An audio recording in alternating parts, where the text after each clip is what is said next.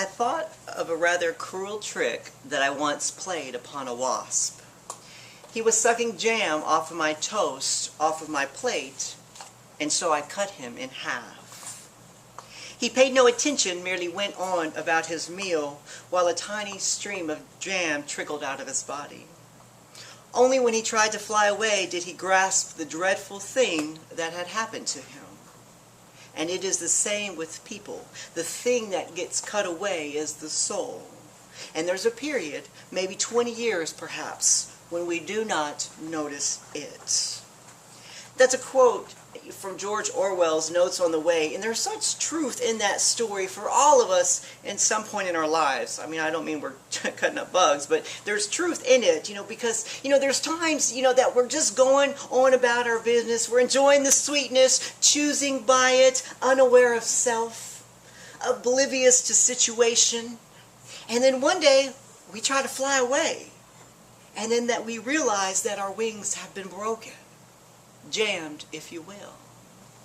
Last week, Michaela talked about, what joy there was for King David and for us, when we find ourselves standing in the exact spot, doing the exact thing, that God wants us to do, and how amazing that feels, to thine own self be true.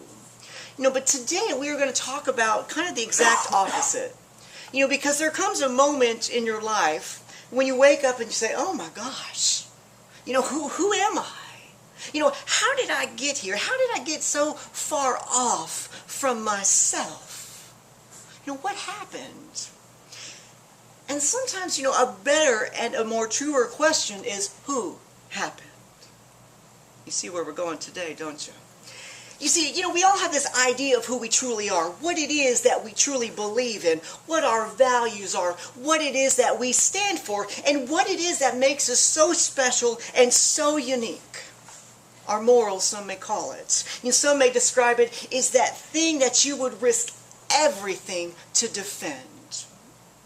Because it defines your goodness, your realness, it's your life's barometer, your God-given compass, especially for you on your journey. It's your personal truth that is yours alone to have, and it's yours alone to keep, which can be tricky sometimes. And that's really kind of odd to say that, because, when you think about your personal truth, it's something that's non-negotiable. Like, it's a pillar of yourself, holding you up, pointing towards the heavens, if to say, you're right on point. But after the jam of life loses its sweetness, it wears off and it becomes bitter. You know what I'm talking about. You know who you are. But when that happens, you find that your personal truth is something of a memory. A foggy, lost ideal that instead of saying how on point you are, it now points to how far off that you've become. What happens? Who happens? When we get, to those sidetracked places, it doesn't happen overnight. It happens like one choice at a time, unknowingly connecting together to form this off-course path. And it's not like you decide in one moment, you know what, I think today I'm going to sacrifice everything that I believe in and all of my ideals. I think I'm going to get rid of those. That sounds like a good idea. That sounds fun. No one ever says that. It happens gradually. In each choice you say, well, it's just this little thing. And you lose a sliver of yourself until suddenly you find out you just can't fly like you want to, like you used to. So why does this happen? Why do we make these kinds of choices? There are so many reasons why, but a large majority stem from that very question, who happened? You see, we find ourselves in situations and relationships with people all the time. Relationships, that change us and cause us to compromise and bend. And don't get me wrong, compromise is really good. It's a good thing. In fact, it's imperative, for a successful relationship of any kind, love or otherwise. I'm not talking about conceding on where to go to dinner or agreeing to have that hideous paint color on the wall, or to join that stupid committee at work, not those things. I'm talking about that thing that you totally believe in. I'm talking about sacrificing your personal truth. We say, oh, I would never do that, I'll never do it. But there's that one. You know the one that I'm talking about. Those deep storytelling eyes with that flowing hair. Smile that could melt your clothes off. That's right. You know, I said it. But it's that one love that captured you, and you're so enthralled and you're so in love that you'd risk everything not to lose that person. Even your non-negotiable ideals. Who happened? Or, sometimes at work, you sacrifice things that you truly believe in. Maybe you have a vision for your department of how service could be amazing. And you try to sell it, but the boss and the company makes a policy change, that violates everything that you believe in. I remember I had this one job where, they wanted me to lie on the phone to customers, flat out lie. And I'm like, you want me to lie? And the answer was yes. Every day that I did, I felt like I was not only cheating them, but I was cheating myself. It kind of played with my integrity a little bit. But perhaps it's, with your family.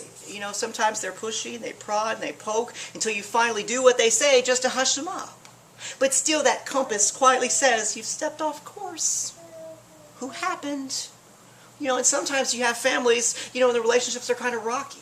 Fathers that are rocky. Mothers that sometimes aren't there the way that they should.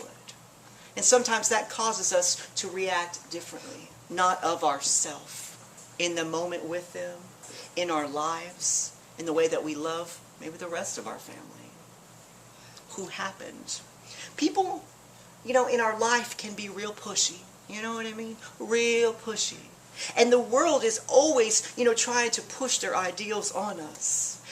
And our flaw is that we care so much about what people think because, it's natural to want to please the people around us, especially the people that we love. We want to minimize conflict, and so we're deathly afraid of going against that grain. And so we compromise instead too much of ourselves. And so the question is, what happens when you do this? There is a moment in every story in which the presence of grace can be felt as it waits to be accepted or rejected, even though the reader may not recognize this moment. Flannery O'Connor.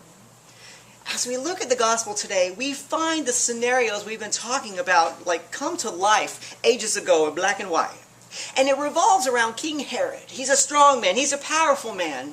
And sadly, he's a conflicted man. And he's not your average villain because he teeters on the inside. He wrestles with his personal truth and with the people in his life. You see, King Herod, married his brother's wife, Herodias. And some consider that to be very disgraceful, including John the Baptist, who went around saying very publicly that that's unlawful. And he went around saying this message that repent for the kingdom of heaven is near. And that includes you, Herod. And now Herodias does not like this one bit. This man is roaming around disgracing the new queen. How dare he? He could ruin my image, cause me to look bad, and there'd be an uprising. So she wanted him dead. Not silenced, she wanted him dead. And so she told King Herod so. The word actually says she nursed a grudge. And that's powerful language. And this is where the grace begins to weave in and out of the story, just kind of swirling around, just waiting to be grabbed or thrown away. And even though she wants him dead, King Herod, he is torn up inside. Because even though John the Baptist was speaking out against their marriage, he genuinely likes John. It says that King Herod knows him to be a righteous and a holy man. In fact, he fears John, and he likes to listen to him. And that because of all this, King Herod protects him. So instead of having him killed, he arrests John. He arrests him and he puts him in prison. At least there he'll be safe. At least I know where he is, and maybe I can sneak off and talk with him. But still, Herodias wants him dead. Darn, that grudge. So Herod's birthday rolls around, and he throws a kingly party, one heck of a party. Everybody's there, like all the officials, all the military commanders of his rule, all of the important leaders and men of Galilee. It was one heck of a shindig. And so now for the entertainment. Now, I'm not sure if this is some kind of Girls Gone Wild or some kind of mesmerizing burlesque or something. But the daughter of Herodias, she comes in, she dances her little heart out, shaking her stuff. And when she finishes, all the people there, they are eating out of the palm of their hand. They put their jaws up, and they were mesmerized. And all the guests are so pleased that they applaud the king. Wow, that's great entertainment. And so King Herod, he's grateful. His party was a hit. Now it's a big deal because it was about image for the king. And so he calls her, the daughter over and says, you know what? I want to repay you for this. And I appreciate this. And I'll give you anything that you want. Just tell me. You have my word. And of course, everyone there heard him say this. And so tickled she is, she squeals, and she tips over to her mother, and Herodias darkly counsels her. Then the little dancing queen maniacally sachets back over to King Herod, and in front of all the guests she says, I want you to give me right now John the Baptist head on a platter. Wow.